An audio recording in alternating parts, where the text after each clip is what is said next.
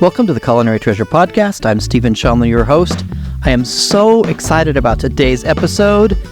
So what do we say? Herbs, herbalism, helping people be healthy through the power of herbs.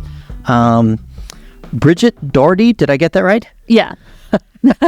So we are here on Deer Isle, Maine. I learned recently that it's an island, Deer Isle, Yes. but there's also Deer Isle Town, where the other 44 North Coffee is. Yeah. And I've wanted to come to Maine since I was in high school. So delighted to be here. If you're listening to this podcast and you want to see all of the Culinary Treasure Network Maine-centric content, whether it's more culinary podcasts or craft beer podcasts, noteworthy wine journal articles, travel articles, food articles, you can go to adventuresonthemaincoast.com and there'll be links to all of that content. We'll take you to all the right places for all of it. But I'm so excited to talk to you about your journey and what it's like to live on Deer Isle and all the amazing things you're doing with herbs. But before we do that, questions I ask everybody in all my podcasts: where were you born? I was born in a hospital in... I say that because my daughter was born at home, but I was born in a hospital in Hanover, New Hampshire, although I never lived in Hanover, New Hampshire. And where'd you go to high school? South Burlington, Vermont High School. And what's the mascot there? The Rebels. All right, so let's see if I have a little bit of your geographic journey. Some people, are curious about it. We don't want to spend too long on it. See if I have this right. You spent some time at University of New Hampshire, which I speculate is New Hampshire. Yes. And then, I'm being silly there, and then you went to place near and dear to my heart, Olympia, Washington, where I lived for 12 years, Evergreen State College. They're the Gooey Ducks. They are. Nobody knows that. I didn't even know what that was. And Evergreen State College is just a wonderful, incredible institution where you kind of design your own curriculum. And you discovered, let me back up just half a step, you discovered, high school or somewhere, post-high school, somewhere, that herbalism is a thing. And you could do that as a career. I did. I remember a moment, actually. It was at the University of New Hampshire, and I actually went there for marine biology, but I heard this hippie chick off on the side one day, and she's like, yeah, I'm going to be an herbalist. I was like, wait, what? That's a thing? I so want to be an herbalist, because I just always loved herbs and plants, and I'd always grown them growing up with my mom. I always had an herb garden, and so I wanted to pursue that, and that's why I went out west to Evergreen, because they also had a very alternative, sustainable agriculture program, and they were more advanced, I would say, or maybe more liberal in their teachings out west. So I've got a couple podcast episodes previous you may want to check out. My favorite former marine biologist, my friend Jennifer Bloser, is a wasabi farmer, and she grows real-life wasabi on the Oregon coast. But she was a marine biologist for years, so whenever I'm around her, she always teaches me science stuff inadvertently. She's kind of a science nerd, and now she's a wasabi nerd. And there is a lot of health benefits to wasabi, not just to the rhizome. It's not the root, it's the rhizome, she's taught me, but also the leaves and the stems. And I've eaten so many wasabi leaves and stems, and I grow it in my own backyard. You might find it really fascinating. She's just an incredible entrepreneur. She's amazing. And then there's a person prominent in the whole herbalism realm that you studied through Puget Sound Community College. I did. My first herbal mentor teacher was Kartapurk Singh Khalsa, KP Khalsa for short. And yeah, he's a really well-known, established herbalist. He has an herb school based out of Seattle. He teaches more Ayurvedic and Eastern herbalism. Okay, that's got really good, what's the stuff? Kitchery? Have you heard of kitchery? Kitchery, yeah. I eat lots of kitchery these days at home, so very familiar with kitchery. We have mung bean kitchery. That's one of the kitcheries we have, so it's absolutely amazing. But following school and your time at Evergreen and all that, you moved back to New Hampshire, and you did a version, not to diminish it, but a version of herbalism, and talk about what you did for a hot minute there in New Hampshire in herbalism.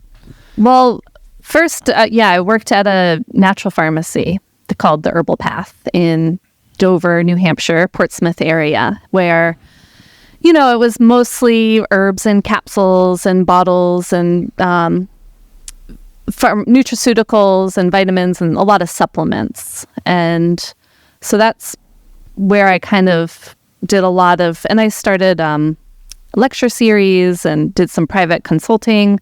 But the paradigm shift was not really there that I was looking for in natural health care. And nothing wrong with people that do that, but it just wasn't speaking to you, wasn't feeding the soul that you are. Exactly. It wasn't as different as I really wanted to go. It wasn't on hands-on with the herbs.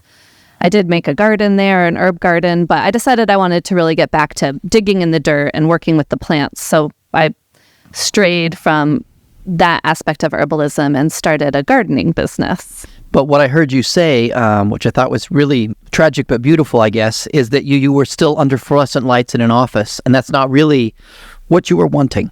Right. Yeah. I'm definitely get my hands in the dirt kind of person, and be connecting with actually like the living beings of plants was my passion. So you did the landscape garden business for a while there in New Hampshire, and then 2006, roughly, you decide to go for it and have a new life, and that's where we entered Deer Isle. But tell me about your childhood in Deer Isle. Yeah, my grandparents had a summer house on Deer Isle in Stonington. And it's such a magical place. I always loved it. And, I do have still this passion for the ocean, being, my interest in marine biology, I think was because I spent so many summers here.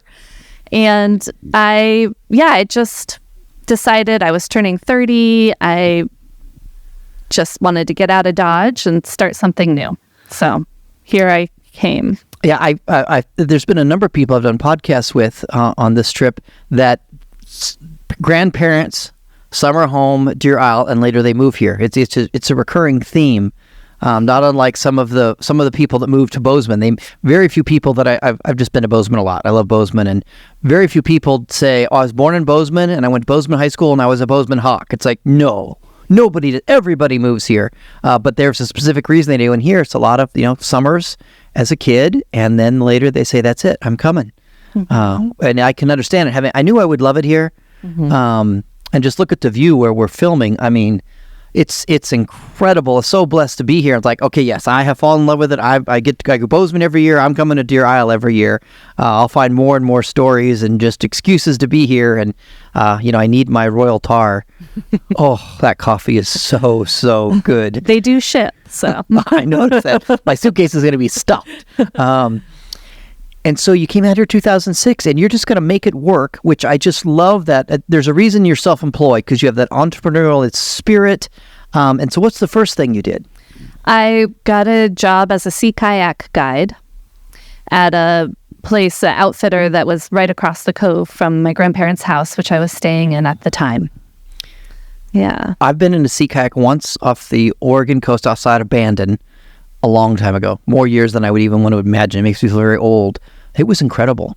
Yeah, and I've seen people in the kayaks like, okay, I want to go on a kayak next year when I come. Yeah. Safe, because I don't want to die or anything. But yeah, they definitely drill it into you when you're learning to be a kayak guide on the Atlantic Ocean. It's like, okay, like this could be life or death. So the ocean is very cold, and the lobstermen call you speed bumps, so that's something to be aware of. But it is so magnificent, so many little islands to explore and really delicate ecosystems to check out with the kayak. Everything's right up in your face, which is beautiful. And then you did that for 2 years, but one of the challenges here in Deer Isle, as it is in many places, but particularly here, is making income through the winter. Because everyone, you make hay while the sun shines, and everything's open, roughly June through August or June through October, depending on the business, sometimes May. But it's a short season, and then it's almost like when you drain a bathtub, by November 1st, everybody's gone, and so is a lot of the income. Absolutely. Yeah. And so having a year-round business, year-round income was tough. So in my head, you had a little bit of a detour, which what may be your calling. You did some house painting for a while. I did. Yeah. I got a job with a construction company that was run by a woman called Tomboy Construction. And I love that name. Yeah. She's awesome.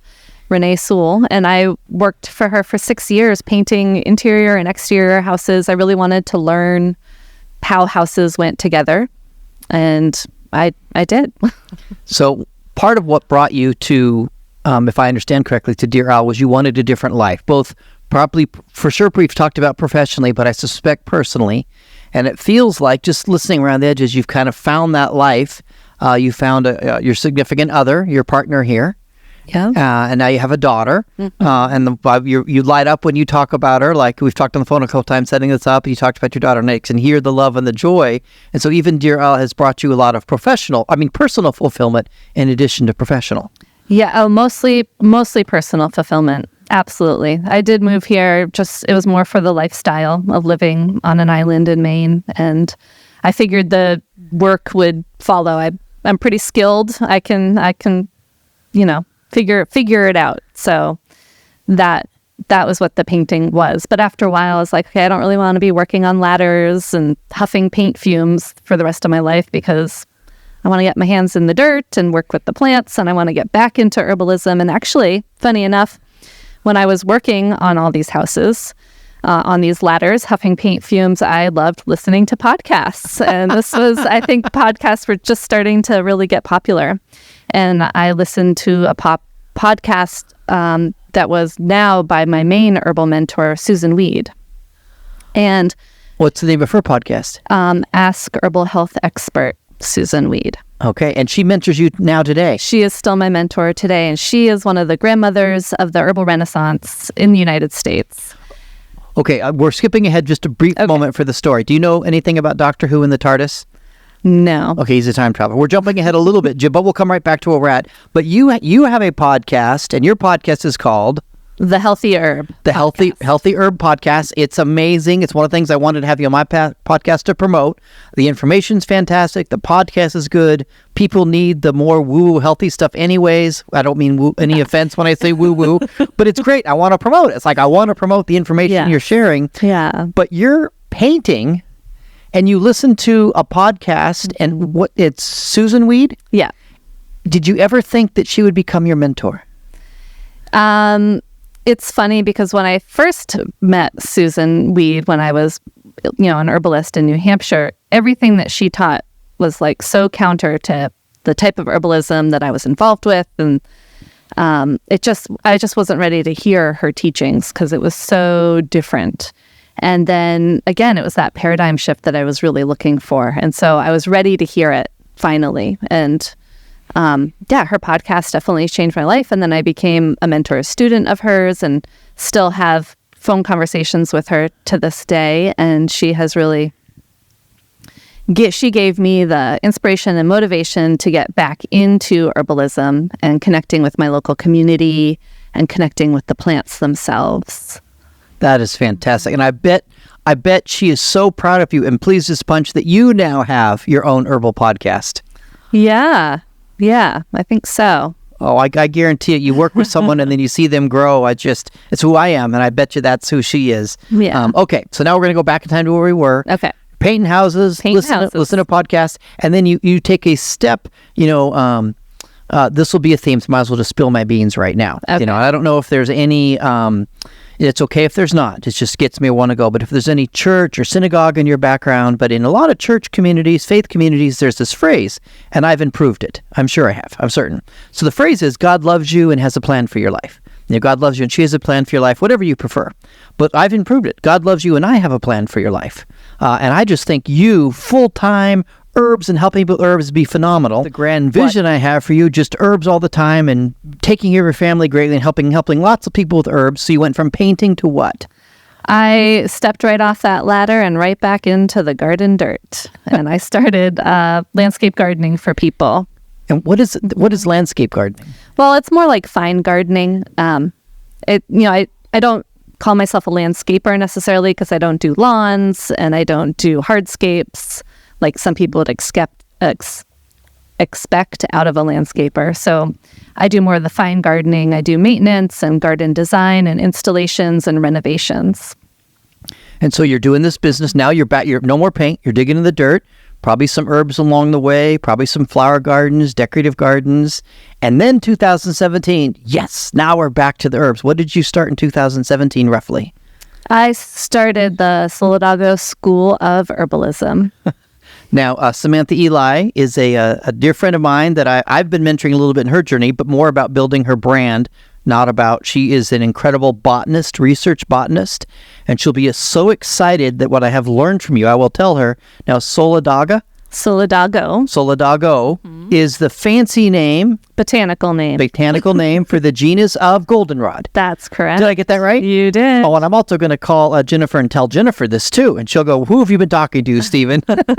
Then you can also tell her that Solidago is derived from the Latin meaning to make whole. Wow. Yeah. Oh, I love that. Yes, because goldenrod is known to help heal wounds. And so it helps bring the skin back together and to make tissues whole again. So just because I'm tired, so I'll go off on a bit of a tangent. You just have to hang in there with me. But when I'm working with people, when I'm wearing my life story alchemist hat, helping people, get their life together, one of the things I really teach, and I own the crazy domain Wholerness, and I don't want them to get whole. I want them to get wholer because it's a peaceful, ongoing process. Yes. Because the attempt for perfection in some cultures has really damaged people in my world. And so I'm all about the wholerness, pursue wholerness. I own both of those, wholerness.com and pursuewholerness.com. Nice. Yeah. Well, that's what it's about, and is really becoming ever more whole. Like, we're already whole, but we can always be more whole, just like a hologram can get clearer in time. I love that. That is fantastic. Yeah. Yes. And herbs can help you do that. I agree. No, I think if you have spiritual health and you don't have physical health, you don't really have spiritual health, and vice versa. In my opinion, it's a whole person growth. However you say it, you know what I'm trying to say. Yeah. I mean, anytime we start separating, body, spirit, and mind, we say, well, that's the whole being. But once we start even saying those three things, we are detracting from the wholeness. I like that. That is, I'm going to steal that, to just letting you know right now. Yeah, it's not owned. You may. Okay, so tell us what the school of Solidago, did I get that right? Solidago School of Herbalism. Tell us about it. I'm excited. Well, I really want to see herbal medicine back in the home of the everyday common person. I want to see it be as common in the kitchen as cooking a healthy meal. Like, you want your produce and your herbs that you cook with, and then your echinacea tincture that you made, or your dandelion leaves that you just harvested and added to your frittata. I say that because we just had dandelion leaf frittata for breakfast over the weekend. But I bet it was amazing. It's so good. It's delicious. Yeah. So I'm going to tell my wife, and she's probably going to try and find your dandelion frittata recipe, and I'll be fed. Someone will be fed to me dandelion frittatas, but that's okay. Yeah. I'm sure I'll love it. Yeah, you won't even know. You'll be like, oh, it's spinach or kale, but something's more. There's something more to it. I'll say I feel even more nourished. That's right.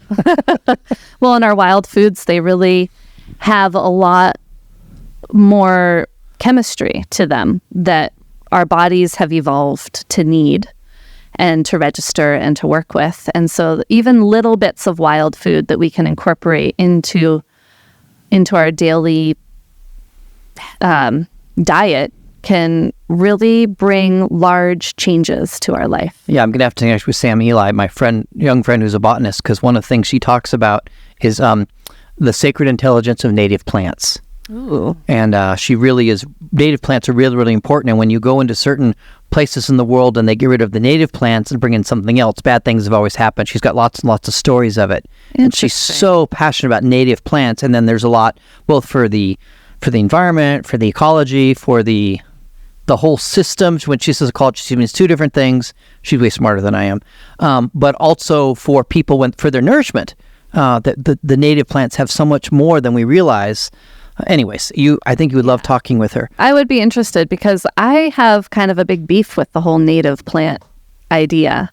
Because how do we really know, like native to when?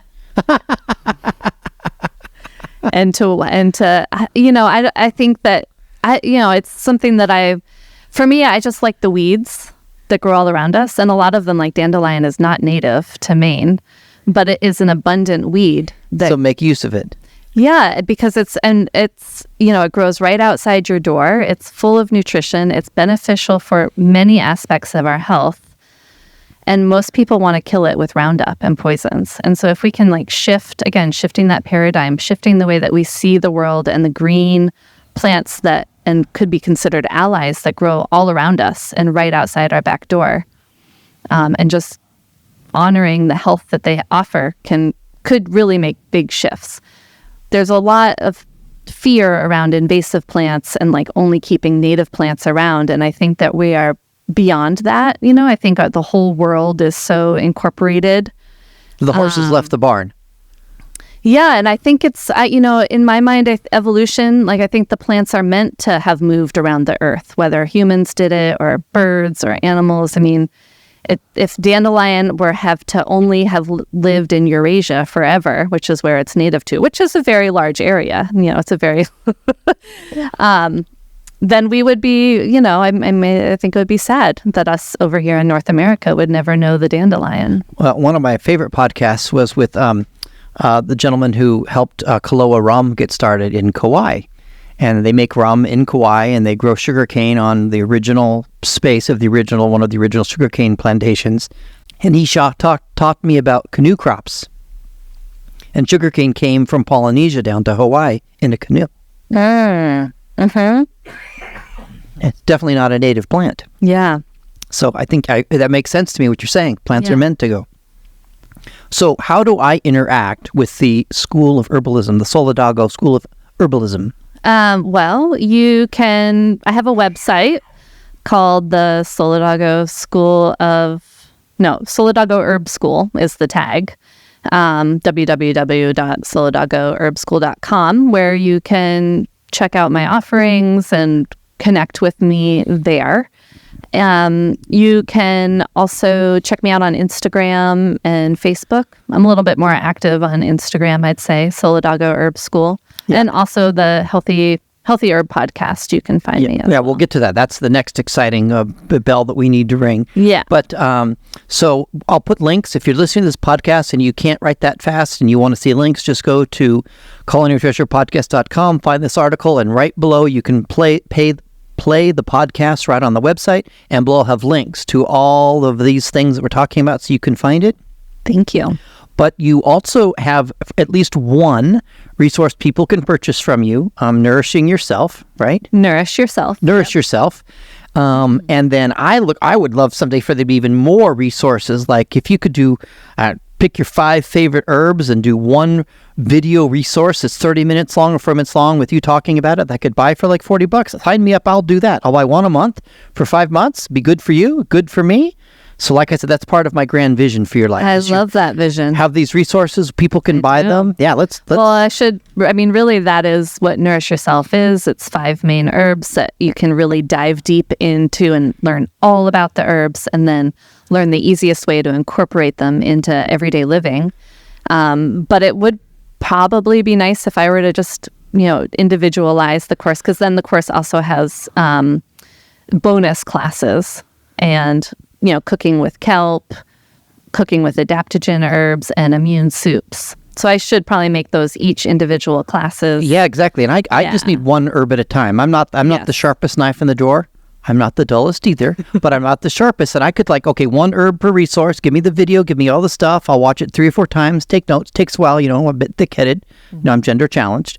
But then I get that one. Then I'll buy the next resource about the next herb. It's just a thought to consider. Yeah. But a recent endeavor you've done. Now we've come finally to the podcast. So what's the name of the podcast? The Healthy Herb Podcast. And that's people can find that everywhere they listen to podcasts, iTunes, iHeartRadio, Spotify, Amazon Podcasts, Amazon Music, Google Podcasts, Apple Podcasts. I guess so. Definitely on Apple and iTunes and Spotify. Well, if you're not on those other places, I can help you get to those other places. Okay, we obviously need to have more discussions. Yeah, because I want to help you get to all those places. Yes, I'm a bit of a novice for sure, but it feels good to be dipping my toe into the podcast realm. It feels good to be able to, put information out there into the world about what I'm passionate about the plants and the herbs. And it's basically every week, it's basically a free class on herbalism, free 1-hour class. And I really dive deep. I really like to dive deep into the plants and just really work with them one at a time. So yeah, I wanted your story because of Deer Isle and that whole thing, and it's a cool place to live. And I knew it was coming here, and you're part of the fabric of the community. I was out at Aragosa, and there you were. Yeah. But more importantly, your podcast has really, really, in my heart, important content and information, and you do a good job with it. And I just want to help bang the drum and spread the word about it so then people can listen to your podcast, get the information, and then, of course, buy more resources from you so you can have more ability to serve even more people. That's again, part of my grand vision for your journey. Thank you. But tell me some of the herbs that you've talked about in your different episodes. Well, I would say my top 3 most popular episodes have been Goldenrod, ironically, is the most popular. It just must be the serendipity of the name being the same. Must be. Yarrow, which is another really common weed, and Goldenrod too is a really common weed, and Mugwort, also a very common weed. So all these plants grow abundantly across North America and Europe, and even in some in Asia. Goldenrod, not so much in Europe. I thought Mugwort was like a Harry Potter thing. No, that's a muggle. I'm just kidding. So what is Mugwort and why? Just briefly, not an hour. We'll put a link to these 3 episodes. Yeah. I'm going to ask you about 3, and I'm literally going to put a link to those 3 episodes so people can find it. Okay. But talk to me about 2-3 minutes about Mugwort. Sure. Mugwort is also called cronewort, and it's actually considered to be one of the oldest herbs. So wait a minute. From cronewort, which is really bad branding, to Why is that bad branding? I don't know. It just sounds scary. To Mugwort, which also sounds scary. So they went from, in my world, really bad to slightly bad, but okay. Okay, well, Mugwort, because it used to be used in beers to help clarify beers, which maybe for your whole beer. Oh, there you go. Yes. Craft beer podcast. We'll have to do a special Mugwort episode. Well, I've never made beer with it myself, but it helped with the flavoring and the clarity. It was also thought to maybe be a little mind altering as well. It's Mugwort. Most commonly known, people know that it helps to bring lucid dreaming and take you more into like a different consciousness. Wow. And awareness. Yeah. Okay. And that's one of the potential, I don't know, be careful with legal terms, but the potential health benefits or health impacts of Mugwort. Yes. It's known to, a lot of people put them in dream pillows. So it's just the scent of it will actually kind of, it almost like is a little agitating, I think. It like kind of keeps you from going into a deep sleep. And so it kind of keeps you more aware of your dream state. Huh, interesting. Yeah. Okay, and then Goldenrod, or as I prefer, Solidago. Yes, Solidago, which has about 90 different species native to North America. So that's a great native to North America herb. Okay. And I think there's like 1 species that's native to Europe. One of the things I love about Goldenrod, a story that I love about it, is during the Boston Tea Party, when they threw all of the black tea into the harbor, and they didn't have any other tea to drink. So they started drinking Goldenrod instead because it has a really nice tannic taste to it, and it's considered a fall tonic. So to help to prepare you for the winter. And it was called Liberty Tea. And it became so popular that they actually began exporting it to China. That is fascinating. Yes. Yeah. And it's really good. And it grows so abundantly, and it's really easy to harvest just as it starts to bloom. The one thing that people often think is that goldenrod causes seasonal allergies because it's blooming at the same time everyone's getting their fall hay fever pollen allergies. And it's bright yellow and fills fields, so that must be what's causing it, right? But really, it's these green weeds, ragweed, that is air pollinated. So goldenrod is not air pollinated. So the pollen's not in the air, so you can't be allergic to it. So goldenrod gets a bad rap. A bad allergy rap. But it actually is very good at decongesting, and it has antihistamines to it. So it can actually counteract, if you drink goldenrod tea, can counteract the symptoms of hay fever. Now, what I've heard and have had in my own experience is that when you struggle with allergies, some years I do, some years I don't. But one of the things I've found is helpful is to get local honey from the local area that I'm struggling, and that seems to help ease the allergy. But now I could put that honey in some goldenrod tea. Yes. And I would get, double bang for my buck. I think the idea with the honey is you're supposed to take it like maybe a month up until, so the idea is that you get your immune system conscious of the allergen, because the idea is there might still be some pollen in that honey of your allergens, although it doesn't really make sense because what you're allergic to is not bee pollinated. Okay. Well, it could be that it's just a placebo effect, and I felt good having the local honey. Plus, it just tasted yummy. But now I'll have that, and I'll have the goldenrod and be convinced it's one of the two that's magically making a difference. Yeah, magic. Well, there's a lot of what is... I'm tired, but some famous science fiction writer said, magic is science we don't understand yet. Ooh, I like that. I'm paraphrasing. You're a scientist. Yeah, I'm paraphrasing. There's something better than that. Or maybe it's advanced technology will always... I'm closer to right now. It's advanced technology will always look like magic to people that don't understand the science. Okay. Just imagine a Star Trek teleporter. That's not magic. That's just a Star Trek teleporter. Yeah, it's just science. And maybe herbs. It's just science. People don't understand it yet.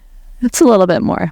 There is definitely some magic in there. Oh, I like that. Okay, and yarrow. Yes, yarrow. Achillea millefolium. It's a herb named after Achilles. And because it is an herb that was historically brought to wars, because it is an excellent wound healer. It stops bleeding. It brings the skin back together, and it's anti-infective. It actually was used in the Civil War during amputations. Yeah. Sad for the amputation. Glad that they had the yarrow. I guess. And usually it's in a tincture, so that has some alcohol to it, which is also going to help kill infections. But yeah, it's amazing at how well it will just really stop bleeding. Now, is juniper an herb? Juniper, yeah. So gin is really actually good for me? Is that what you're saying? Yeah. I'm just teasing. Yeah, it is. It's actually, juniper, ironically enough, is like really beneficial for the kidneys. But if you have too much of it, it might be irritating. Yeah. And back to the yarrow. How is it understood to be, what might be helpful to me now, but if I'm not having amputations and those kind of things? Well, anytime like colds and flus, because it's anti-infective. So it can actually help kill all kinds of viruses and also bacterial infections. And it also can reduce fevers. So I have it as a tincture on hand, both for a first aid for any sort of cut or wound, as a wash. And then if at any time I start feeling like I'm getting sick, I hit the yarrow tincture multiple times or put it in my water bottle and sip on it all day. Excellent. And so we've talked about yarrow. We've talked about mugwort. Yeah. We've talked about goldenrod. And I'll put a link to each of those podcasts where people can listen to roughly an hour and get really in-depth information about each of those three herbs. Yeah. I love to talk about the history and the folklore, and then the current day uses, and then how you can actually incorporate it easily into your life. So what is one of your favorite obscure herbs, or odd or interesting? Because I'm going to start looking for herbs and like message you on Instagram, bother you, and like, what about this one? Have you heard of this one? Yes, I heard of it. Yes, I know. Yes. Yeah, odd or interesting. Which odd or interesting? I'm sure there's herbs like, isn't there an herb that's good for lycanthropy? That's when you turn into a werewolf. You see my face gesture like, what? What are we talking about? Lichen. I know a lichen, usnea, but... But there's a lot of herbs out there that we're not aware of. The normal civilian like me, that we're not aware... I'm just not aware of all the herbs that there are. Yes. Every plant really could be an herb in some way or another. And you have a font of information of a lot of herbs that I could incorporate into my life to improve my health that I'm just ignorant of.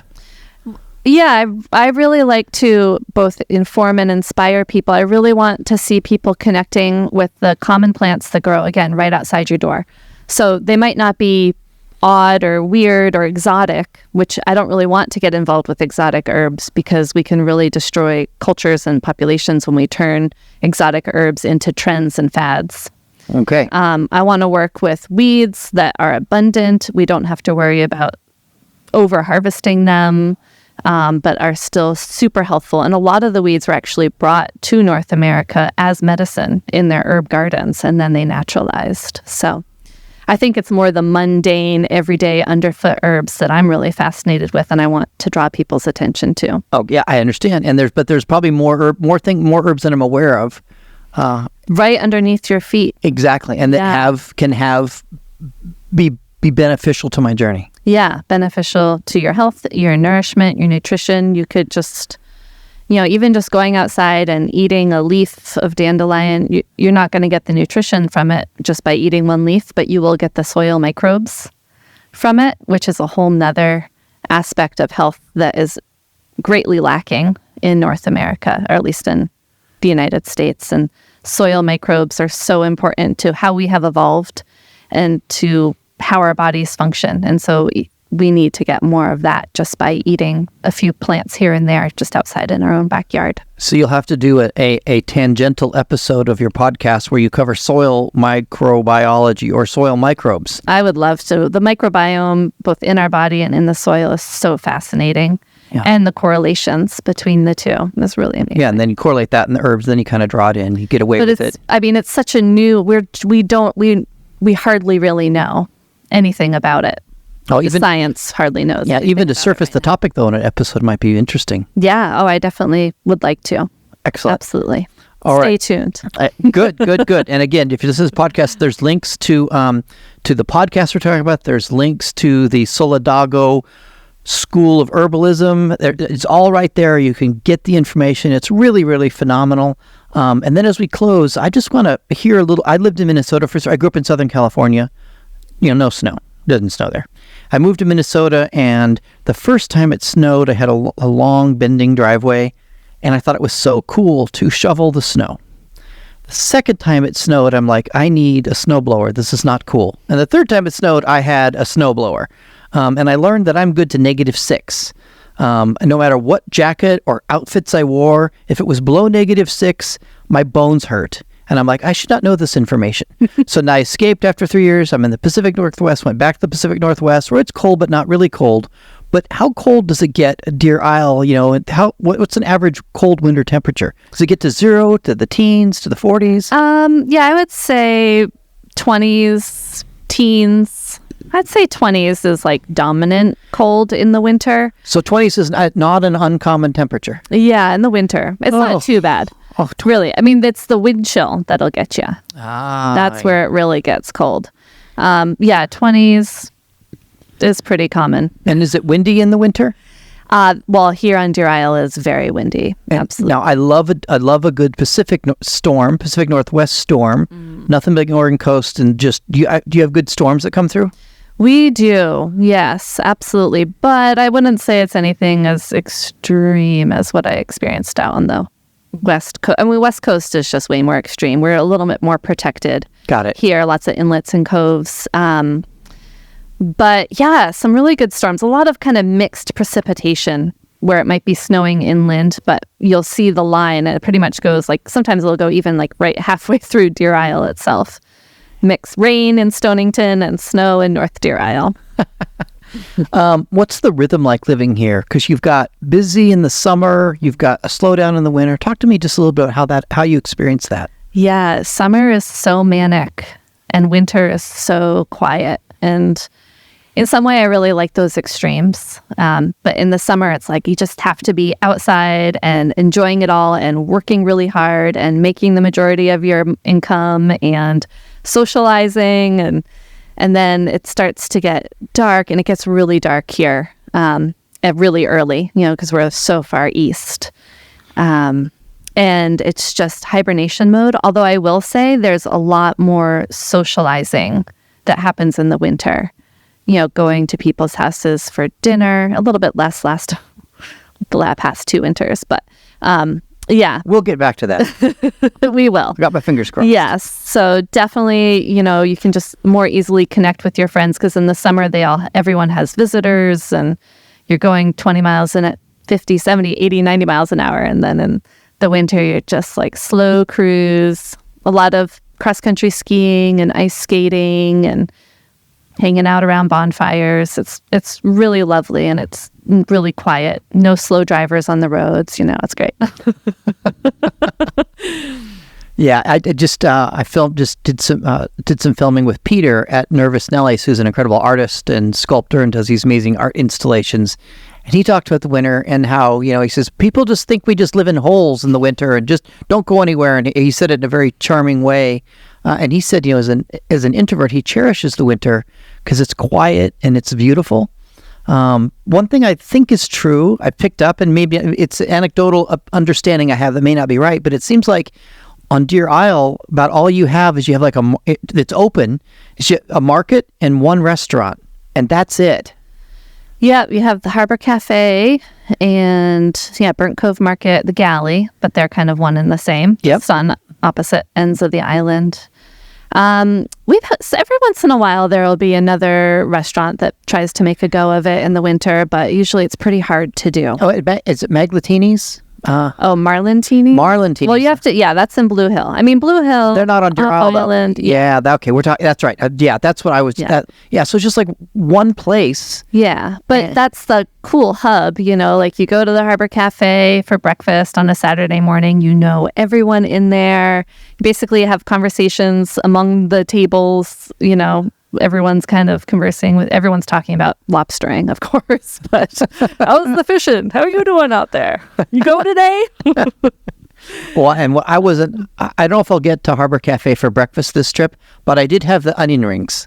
Okay. Oh my goodness, they're amazing. And Peter swears they're pies. He loves the pies at the Harbor Cafe. He was going on about that today, as a matter of fact. Oh, interesting. Well, it's like, it's a good kind of just diner food for sure. Yeah, and for people that don't live here to think about, there's just 2 stores, same owner, different ends of the island, and one restaurant, and that's it. There's no movie theaters, there's no bars. Well, there is the Opera House. And is it open in the winter? Yeah, they usually do some winter things. Yeah, for a while they might only do like one movie a month or one movie, but now it's different. Yeah. So. But yeah, for a while they had like movie nights. So there are different little nooks of, people that are trying to bring community together and bring them out. Or there's a Winterfest that has as much fireworks as you would have at 4th of July and awesome. A big dance down at the Opera House. So we have, but don't tell anyone about it. I won't. And as a writer who is an introvert and likes solitude occasionally, I mean, I love people, but they wear me out. Yeah. And I really cherish solitude. Just being here for the month of February in some nice cabin where I could see the water or walk to the water and just have lots and lots of royal tar and something to eat, I think that would be just glorious for me. Yeah, it has its own magic. And the sea smokes in the winter, which is gorgeous. What? Yeah, the sea smoke. It's because the ocean is warmer than the air, and so it starts I don't even know the science behind it, but basically there's condensation or evaporation, but it looks like fog, but it looks like smoke coming off of the water. It's wow, so that is amazing. I got to come film that. Yeah. Oh, excellent. Well, it's been a delight to have you on the podcast. I wish you all the success in the world. You get those other resources for sale. I will be sure to promote them on my Steven Shomler platform because I want what you do to be spread all over the place. Thank you. Yeah, we'll definitely have to have some future conversations. Absolutely. Yes. Excellent. All right. Well, I wish you all the best. And winter's coming. I hope it's a wonderful, joyful winter for you. And I hope to see you next late summer or fall. Sounds great. Safe travels. All right. Cheers. Cheers.